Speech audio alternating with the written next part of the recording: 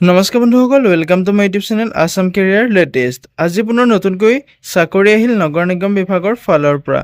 2025 বৰ্ষৰ কাৰণে নগৰ নিগম বিভাগৰ ফালৰ পৰা নতুনকৈ পোষ্ট মুকলি হৈছে। যদি আপুনি এই পোষ্টসমূহত আবেদন কৰিম বুলি ভাবিছে তেনেহ'লে ভিডিঅ'টো শেষলৈকে চাব, অলপো স্কিপ নকৰাকৈ।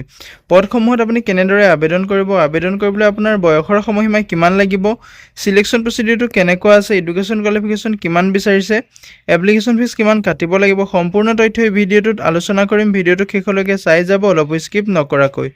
যদি ভিডিঅ'টো ভাল পায় তেনেহ'লে এটা লাইক কৰিব আৰু মোৰ চেনেলটোলৈ যদি প্ৰথমবাৰ কাৰণে আহিছে তেনেহ'লে চেনেলটো ছাবস্ক্ৰাইব কৰিবলৈ নাপাহৰিব।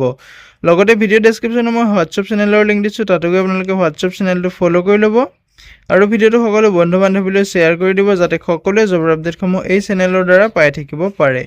যিহেতু ইয়াতে দেখিবলৈ পাইছে নগৰ নিগম ৰিক্ৰুটমেণ্ট 2025ৰ ফালৰ পৰা এটা নটিফিকেশ্যন আহিছে, যিটো আপোনালোকৰ নগৰ নিগম ফালৰ পৰা বহুখিনি পোষ্ট মুকলি হৈছে। এই পোষ্টসমূহত আপুনি কেনেদৰে আবেদন কৰিব সম্পূৰ্ণ তথ্য দিয়া আছে। ভিডিঅ'টো আৰম্ভ কৰা আপোনাৰ এটা অভাৰভিউটো দেখাবলৈ লৈছোঁ। আপোনাৰ যিটো নগৰ নিগম ৰিক্ৰুটমেণ্ট 2025ৰ ফালৰ পৰা পোষ্ট মুকলি হৈছে, পোষ্টসমূহৰ অৰ্গেনাইজেশ্যনটোৰ নেম হৈছে মিউনিচিপাল কৰ্প'ৰেশ্যন MSCৰ ফালৰ পৰা যিটো পোষ্টসমূহ মুকলি কৰি দিয়া হৈছে। টোটেল পোষ্ট 675টা পোষ্ট দেখিবলৈ পাব।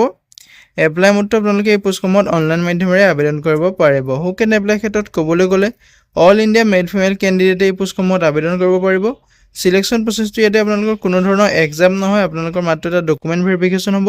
আপোনাৰ আবেদন কৰাৰ সময়ত যিসমূহ ডকুমেণ্ট আপলোড কৰিব বা আবেদন ফৰ্ম যিখন আপুনি ফিল আপ কৰিব, সেই ডকুমেণ্টসমূহ আপোনাৰ চেক কৰা হ'ব। নগৰ নিগম ৰিক্ৰুটমেণ্ট 2025 ইয়াতে বয়সৰ সময়সীমাটো দিয়া আছে। মিনিমাম বয়স আপুনি 18 বছৰলৈ আবেদন কৰিব পাৰিব আৰু মেক্সিমাম বয়স আপুনি 40 বছৰ বয়সলৈকে আবেদন কৰিব পাৰিব। লগতে আপুনি এজ ইলেকশ্যনসমূহ লাভ কৰিব পাৰিব। SC STৰ কাৰণে 5 বছৰকৈ এজ ইলেকশ্যন লাভ কৰিব পাৰিব।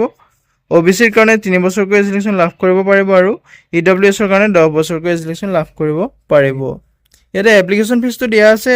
জেনেৰেল আৰু OBCৰ কাৰণে আপোনাৰ 200 টকাকৈ এপ্লিকেশ্যন ফিজ কাটিব লাগিব আৰু যিসকল SC STৰ কেণ্ডিডেট হয় তেওঁলোকে 50 টকাকৈ এপ্লিকেশ্যন ফিজ কাটিব লাগিব। আৰু ইয়াত আপোনালোকৰ কোৱালিফিকেশ্যনটো মিনিমাম আপুনি 8 পাছ কৰি এই পোষ্টসমূহত আবেদন কৰিব পাৰিব। যদি আপুনি পোষ্টসমূহত আবেদন কৰিব বিচাৰে, যদি ইণ্টাৰেষ্টেড হয়, এলিজিবল হয়, ভিডিঅ' ডেছক্ৰিপশ্যনতে মই আবেদনৰ লিংক দিছোঁ, তাতে গৈ আপুনি আবেদনসমূহ কৰি ল'ব পাৰিব।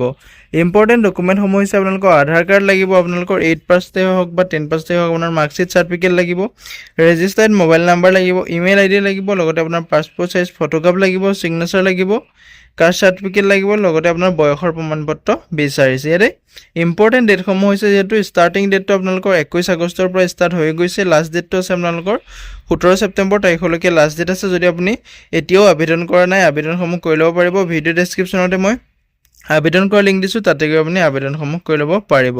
আজিলৈ ভিডিঅ'টো ইমানেই আছিলে। যদি ভিডিঅ'টো চাই ভাল পালে এটা লাইক কৰিব আৰু মোৰ চেনেলটোলৈ যদি প্ৰথমবাৰ কাৰণে আহিছে তেনেহ'লে চেনেলটো ছাবস্ক্ৰাইব কৰিবলৈ নাপাহৰিব। জয় হিন্দ, জয় অসম।